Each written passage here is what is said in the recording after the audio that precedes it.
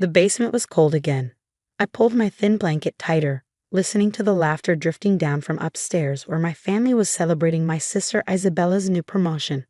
The familiar sound of crystal glasses clinking, of expensive shoes clicking against hardwood floors, of life happening above while I existed below. At 25, I was still living in my parents' basement, not by choice, but by their decree. Madison doesn't need a real room, they decided years ago. She's not going anywhere in life anyway. My sister Isabella got the master suite with its own bathroom. My brother Oliver had the room with the private balcony. And me? I got the unfinished basement with its concrete floors and exposed pipes, complete with a camping cot that squeaked every time I moved. The only person who ever treated me differently was Grandma Rose. While my parents lavished attention and resources on my gifted siblings, Grandma would sneak down to the basement with cookies and stories. "They don't see your light, sweet girl," she'd whisper, "but I do." Now Grandma was gone, passed away last week in her sleep. The funeral had been yesterday, a grand affair where my siblings had performed their roles perfectly. Isabella, the successful corporate lawyer, gave a touching speech. Oliver, the brilliant surgeon, shared poignant medical stories. And I stood quietly in the back, wearing the only black dress I owned, purchased from a thrift store. Madison. My mother's sharp voice cut through my thoughts, echoing down the basement stairs. "Come up here. Your sister is making an announcement." I climbed the stairs slowly, emerging into the warm, bright kitchen that I was only allowed to use for basic meals. My family was gathered around Isabella, their faces glowing with pride. As I was saying, Isabella continued, barely glancing at me, "The firm is making me junior partner, the youngest in the company's history." More crystal glasses clinked. More congratulations flowed. My father beamed with pride. "That's my girl.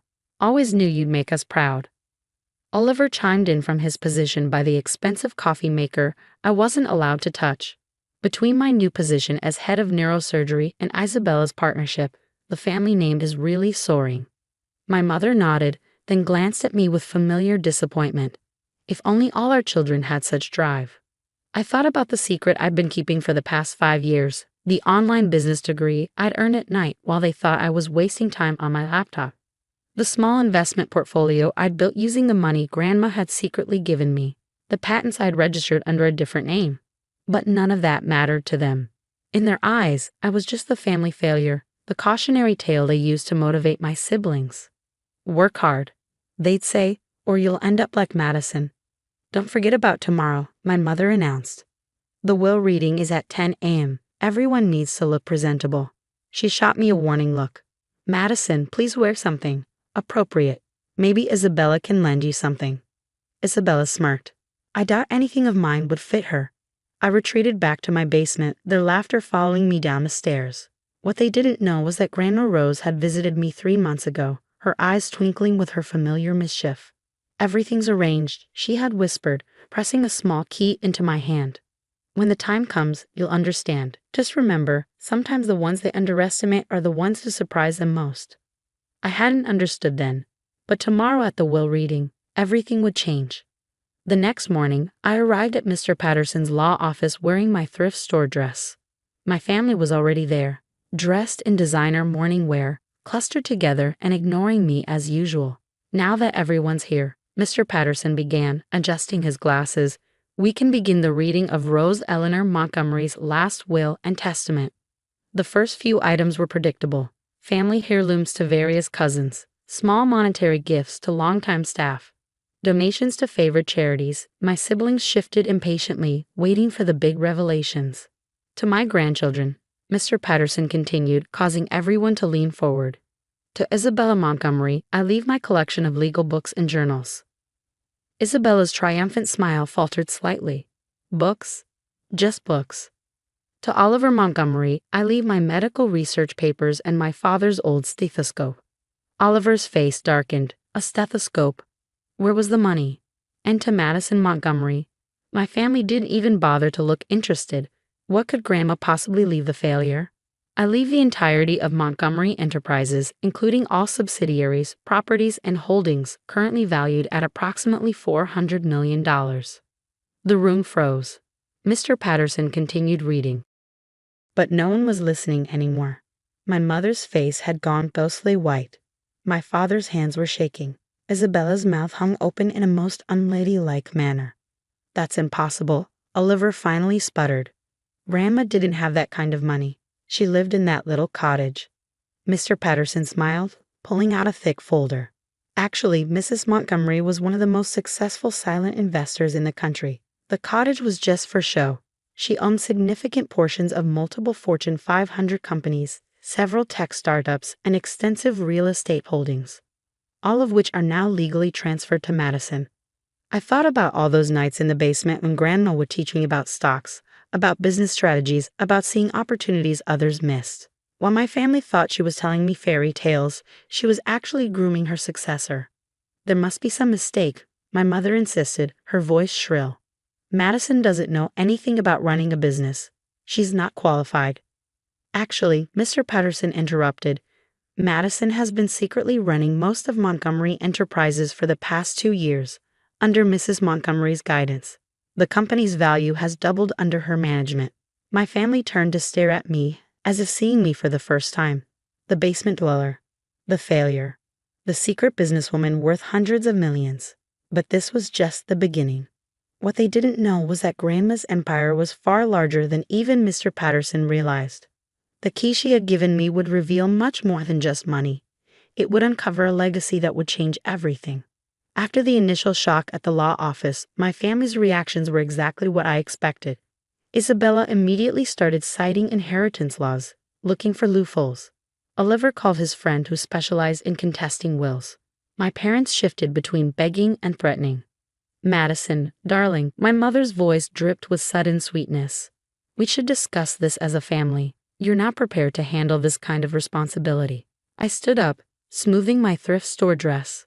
"Actually, I have a meeting to attend. Mr. Patterson, shall we?" He nodded, gathering his briefcase. "Yes, the board is waiting." "Board?" Isabella's voice cracked. "What board?" "Montgomery Enterprises Board of Directors," I replied calmly. "They're expecting their CEO." My father's face turned purple. "You can't possibly." "I've been acting CEO for the past year," I cut him off. "Grandma just made it official." I walked out of the office, leaving them sputtering in disbelief. But I wasn't done, not even close. Grandma's key was burning a hole in my pocket, and I knew exactly where it led. The cottage where Grandma had lived was exactly as she left it, small, quaint, seemingly modest. But I went straight to her study, to the old painting of roses that had always caught my eye as a child. Behind it was a safe. The key fit perfectly. Inside wasn't money or jewels, but something far more valuable: documents. Hundreds of them. Property deeds, stock certificates, corporate ownership papers, and a letter written in Grandma's elegant hand. "My dearest Madison, by now they know about Montgomery Enterprises." But that was just the beginning. While they were underestimating you, we were building an empire. The documents in this safe represent my true legacy: holdings in over 200 companies, properties across 6 continents, and controlling interests in some of the world's most successful corporations. Total value: approximately $2.8 billion. More importantly, they include evidence of your family's financial misconduct, your father's embezzlement, Isabella's insider trading, Oliver's medical insurance fraud. I kept it all, not for revenge, but for protection. Use it wisely. Love, Grandma. I sat in her old leather chair, reading through the documents with steadily growing amazement. The little cottage itself sat on land worth millions. The art on the walls, which my siblings had dismissed as cheap prints, were original masterpieces. My phone buzzed, multiple messages from my family. I ignored them and called Mr. Patterson instead. "Is everything in order?" he asked. "Yes," I replied. "Let's proceed with phase 2. Within hours, news of my true inheritance hit the financial press. My family's reactions were immediate and desperate. Isabella arrived at the cottage first, her designer heels sinking into the gravel driveway. "Madison, we need to talk. I've been looking at the legal framework of the inheritance and technically, I interrupted. You should be more worried about the SEC investigation into your trading activities last year." She went pale. "How did you?" "Grandma kept excellent records," I said simply. just like she documented Dad's creative accounting and Oliver's insurance schemes. You wouldn't, she whispered. We're family. Family? I stood up, finally letting years of hurt surface. Was I family when you all made me live in the basement? When you mocked every attempt I made to better myself? When you treated me like something stuck to the bottom of your designer shoes? My parents and Oliver arrived just then, bursting into the study with wild eyes. Madison, my father started, let's be reasonable. Reasonable. I picked up one of the files from Grandma's safe. Like the reasonable way you diverted company funds to pay for Isabella's law school while telling me college wasn't for someone like me. Or the reasonable way you funded Oliver's luxury condo while I slept on a cot in the basement. My mother burst into tears, always her favorite manipulation tactic. We only wanted what was best. No, I cut her off. You wanted what looked best. You wanted perfect children you could brag about at country club lunches. You wanted success you could show off. Meanwhile, Grandma and I built something real. Built? Oliver scoffed. You just inherited it. I smiled, pulling up the company's financial reports on my laptop. See these profit margins? That was me. These successful acquisitions. Also me. While you were bragging about your achievements, I was quietly running one of the largest private investment firms in the world. Their faces shifted from desperate to shocked as they realized the truth. I hadn't just inherited wealth, I had helped create it. The basement apartment, my father said slowly, all those nights we thought you were wasting time online. I was earning my business degree, managing investments, running companies. I stood up, straightening my shoulders. Grandma saw what you never did. That success isn't about appearances, it's about substance. What are you going to do? Isabella asked, her legal bravado crumbling. The basement apartment is being renovated into a homeless shelter. The mansion is being sold. The proceeds will fund scholarships for underprivileged students.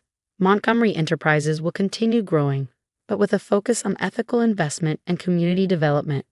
And us? Oliver's voice was small. You get exactly what Grandma left you, books and a stethoscope. Consider yourselves lucky I'm not turning over the evidence of your financial crimes. They left eventually, shoulders slumped, designer clothes somehow looking cheaper than my thrift store dress. But this wasn't about revenge. It was about justice, not just for me, but for every person they'd looked down on. The next few months brought changes they never expected. I moved the company's headquarters to a building that also housed a free medical clinic and legal aid office. I started a foundation helping underprivileged students pursue their dreams.